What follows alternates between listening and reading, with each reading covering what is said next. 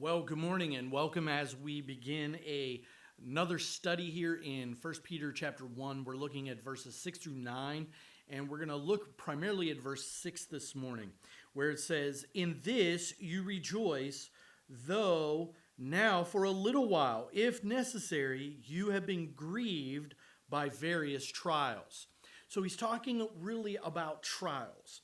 And notice the very first thing is we have to understand that we need to rejoice in God's sovereign purpose in trials. Now, this is difficult.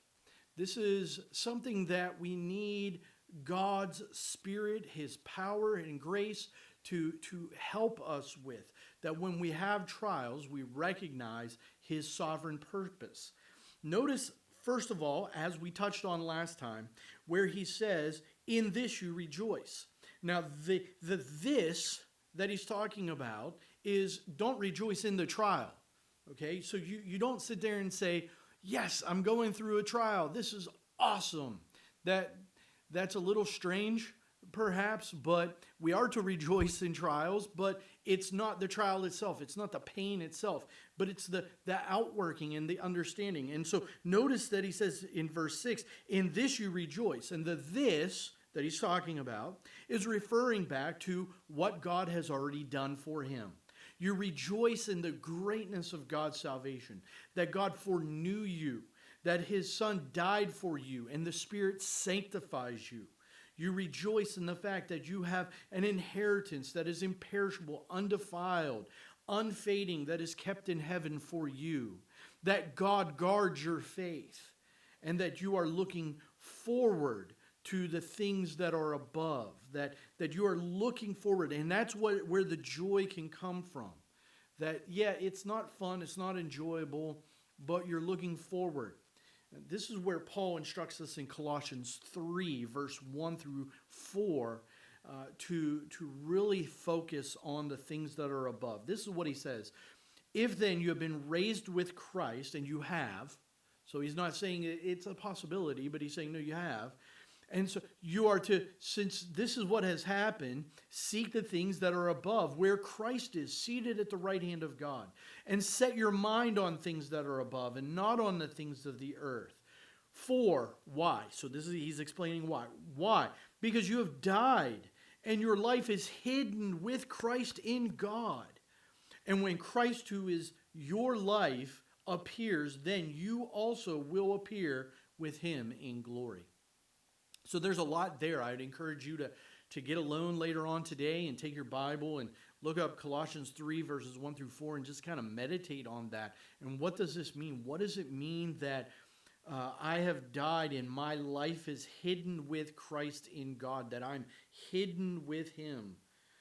And how does that outwork that I'm supposed to have my mind set on the affections of Christ and eternal things, and not merely on the things of the earth? Of course, you have to have your mind on things here on the earth. You have to think, oh, what am I going to make for dinner? I have to pay my mortgage. I have to go to work. There are a lot of things that we have to think about, and we have to remember, and we have to take care of. But the idea is setting our affection, that we're trying to hold on to these things so tightly, gripping on. And this is what he's saying, that our hope is not found here. Our hope is found somewhere else. And so many times we don't have that joy because our hope and our joy is here, not in the eternal. We need to remember that our citizenship truly is in heaven. Peter is going to talk about some aspects about trials. And let me give you the first one here, and the next one the second one we'll look at next time.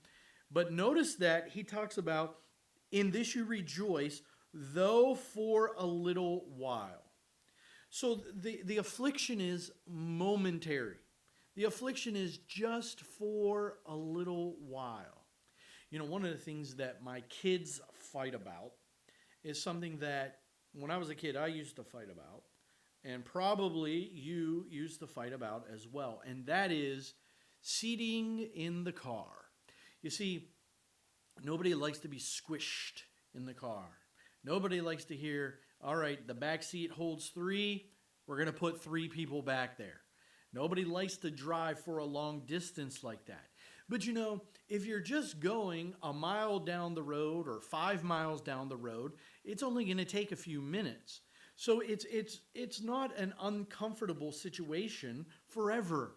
You're not saying that we're going to put you in this vehicle and you're going to stay in this vehicle like this the rest of your life. It's only momentary. It's only a few minutes long.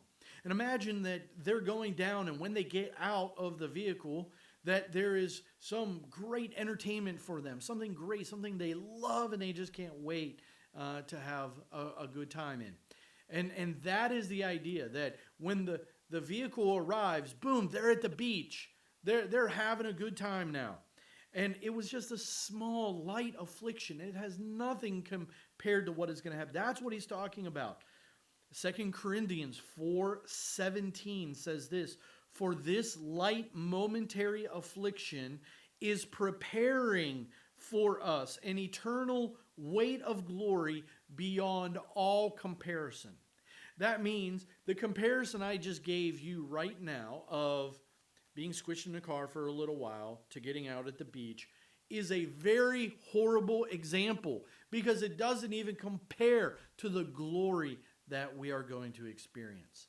So the first thing is that the trials that we go through, they're just a mere momentary affliction, just a flicker.